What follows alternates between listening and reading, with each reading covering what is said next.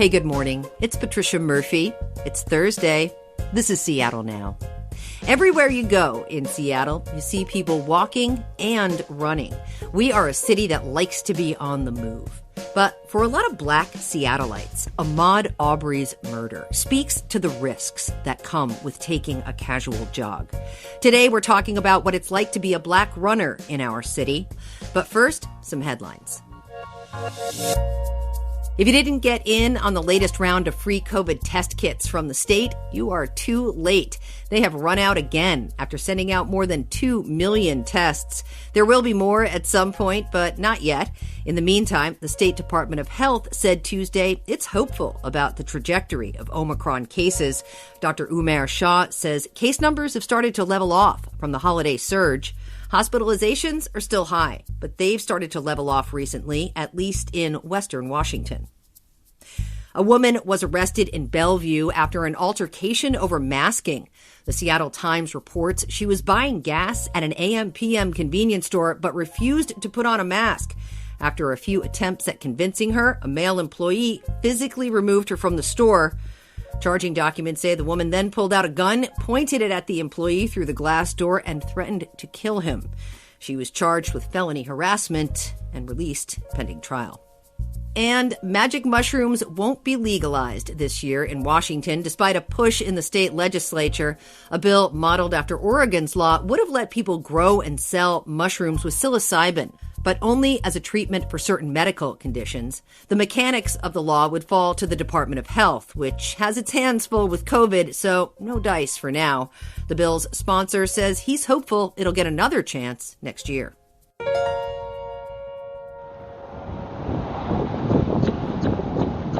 For guys like Kurt Streeter, running is an outlet. It's a time to think, to observe, and connect. But as a Black man, like with so many things, even the simple act of running is more complicated. And this reality comes into focus when something happens, like the killing of Ahmaud Arbery, the Black man who was murdered by 3 white men while he was jogging in Georgia. But Kurt deals with it every time he puts on his running shoes. He's a columnist at the New York Times. It's a stressful job, so he gets out for regular runs in his North Seattle neighborhood to de-stress. But even when he's trying to enjoy a run, he's got his antenna up. Kurt Streeter, really appreciate you being here. Oh, thank you, Patricia. It's very nice to be here.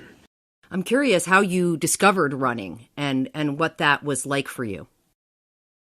Well, I've always been an athlete, and but I can't kind of get out and play the sport of my youth as much. And I was a tennis player in Seattle. I was the Seattle high school champion and sort of one of the best junior players in this area.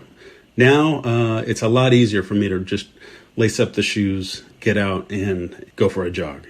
I've actually been working from home and outside of newsrooms for about the last 6 years. I just, hey, if I need a break, I just lace them up and I get out there and I pound the pavement. And for me, where I run, I live in North Seattle, and I live in a neighborhood that's very much predominantly white.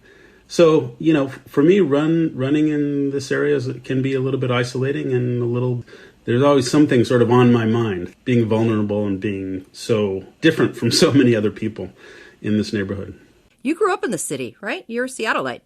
Yeah, the interesting thing is my family actually, I believe we integrated the neighborhood that that I was born to and raised up in until I was about 13 years old. And that's the neighborhood up on Finney Ridge, near the Woodland Park Zoo. My family moved there, I believe, in the late 1950s.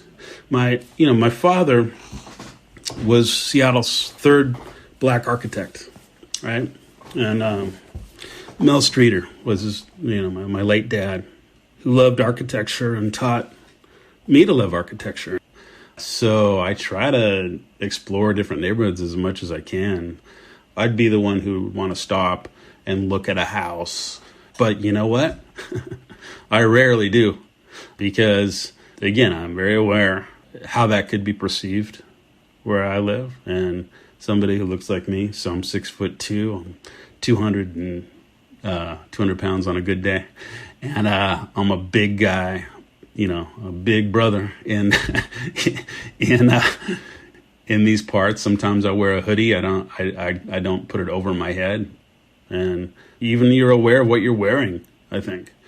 And it's the problem of Black life in America. You're aware of yourself and you're living your life, but you're also aware at all times of how you're being perceived. Okay, yeah. What about during the pandemic, Kurt? Has running come through for you, especially since it's something people can actually do? As the pandemic started, my son, who's now 11, he really started to take to running as well. And we used, especially the early parts of the pandemic, we used running as a way to bond and a way to come together. And we would just go out and on these like 2 to 4 mile little runs through the neighborhood. And, he's got that young kid energy, and it's just such a fun thing to run with a young child. And, but it also taught us a lot of lessons too. And there was a lot of things that we talked about during those runs, and some of those were some pretty hard things. That's so fortunate that you had this time together to do those runs together. I wonder what you talk about on those runs, because it is such a wonderful time to connect. It is. And the thing is, so we started running, and right a couple weeks after we started, the Ahmaud Arbery murder occurred, and in Georgia. And my son at the time, I think he was 9 years old or so, was always very aware of the news. So he sort of knew what was going on in Georgia with that, and he knew how bothered I was about that. And that really opened up a discussion about us running in our neighborhood. And I was very open with him about some of my trepidation, some of my fears, some of the things that I wrestle with when I run in a neighborhood like this, and how that was connected to Arbery, and also just the race situation in America and in Seattle in general. And it's something we don't shy away from in our family. So, he was hurting for me, really, in a way, because he saw how hurt I was. I literally cried when I heard about Arbery, and saw that video. Even now I get emotional just thinking about it. And it's something that brought us together. It's something that's, I guess, in a way has its own beauty, because you're talking to your child about something that's bringing you together, and that is also serious. And it's also really sad that we have to talk about that, and then have him sort of pick up some of my fears, which I worry about passing on to him. I don't want to pass on fears to him, but sometimes that's inevitable. I wonder about that as a parent, about your concern about passing the fear on versus just passing on a healthy awareness of the world we live in, where that line is. So my son and I, we just talked about all this stuff. We talked about even, how this experience that I feel is somewhat similar to what, say, his mom, or what my wife feels, and what women feel when they're running, or what women would feel when they're, going to a parking lot that's where there's not many people around. It's just, so I was able to kind of use that to make him, as a boy, sort of realize, hey, this is also something that women also experience. It's this little nagging worry, and you can't quite put down your guard and even at a time when you should be totally relaxed and just feeling free and easy, and all the great things that are true about running. Yeah.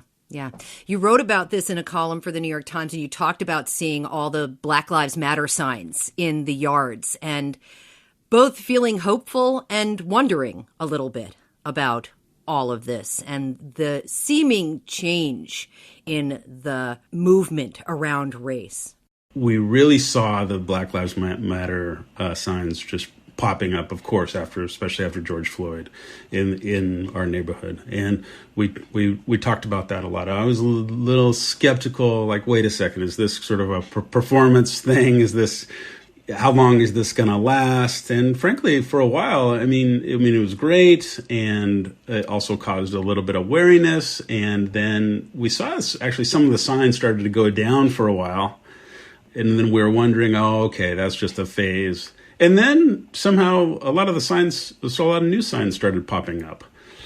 I think I've come to a place where I really, I feel good about it. I know a lot of black folks are pretty skeptical about, hey, a white neighborhood with Black Lives Matter signs and all that. And I totally understand that. But the way I look at it is, hell, I'd rather live in a neighborhood that has a lot of those signs than a neighborhood that doesn't.